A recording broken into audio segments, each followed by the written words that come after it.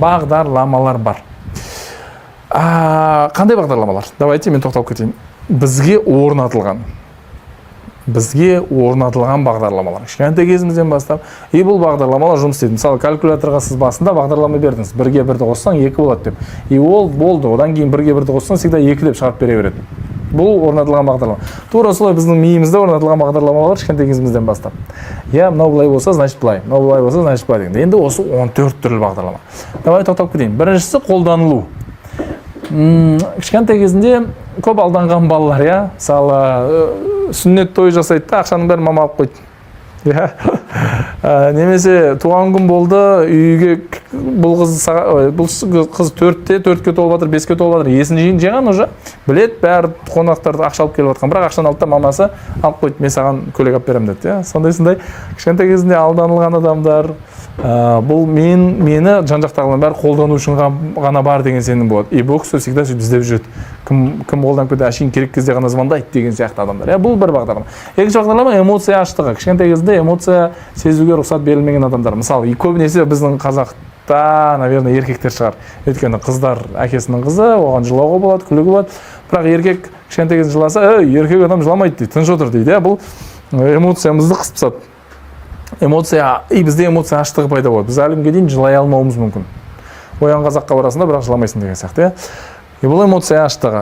Келесі тастанды. Кішкентай кезінде бір оқиға болып, неше түрлі оқиға бар ғой, отбасында ажырасып кеткен болуы мүмкін, қайтыс болып кеткен болуы мүмкін, неше түрлі нәрсе болған болуы мүмкін.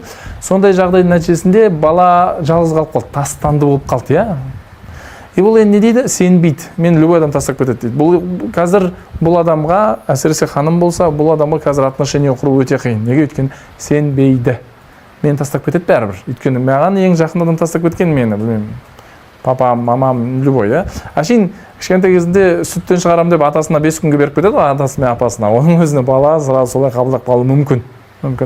Окей, катастрофизация, бір бәле болады деген адамдар, көп көлдік бір жылаймыз деген сияқты. Жаманға жору, өзінің денесінен бір бәле іздей беретіндер анау.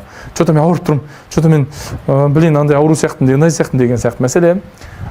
Шеттетілу, топқа қосылмау. Мені топқа ешкім қоспайды дейді. Кіргім келеді негізі, бірақ мен ешкім қабылдамайды деп сенетін адамдар бар. Сынық деген адамдар бар, кішкентай кезінен мынандай сенім болып қалған, мен қолымнан келмейді деген. Мысалы, оған ұрысқан болуы мүмкін.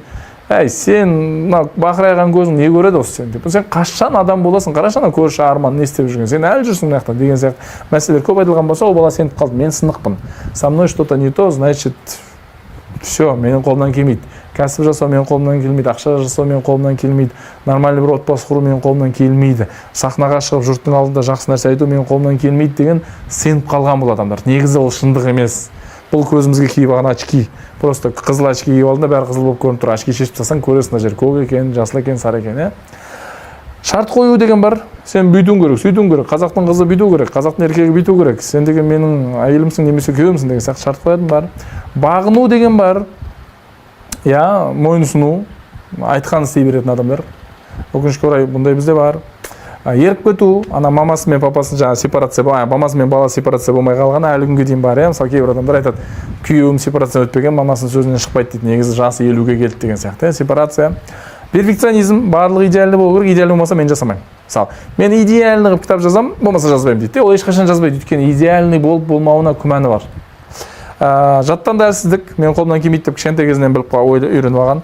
Еріксіздік, әлсіздік, ол да кішкентай кезінде орнатылған бағдарлама. Және 14-шісі, және соңғысы ол ерке. Ерке дегенім маған бәрі болатын, керісінше. Маған бәрі болады. Маған заң бұзуға да болады, бір слишком еркелер, Бірақ бұл жерде қызықты мәселе бар. Негізі еркеліктің артында сынықтықты жасыру бар. Ол жасырғысы кеп тұр өзінің сынық екенін. Қалай жасырады? Өзінің крутой қылып жасырады. Әдейілі барады, бір тебет, не өтеді, бүйтеді, негізі түбінде негізі жанашу керек ол адамға.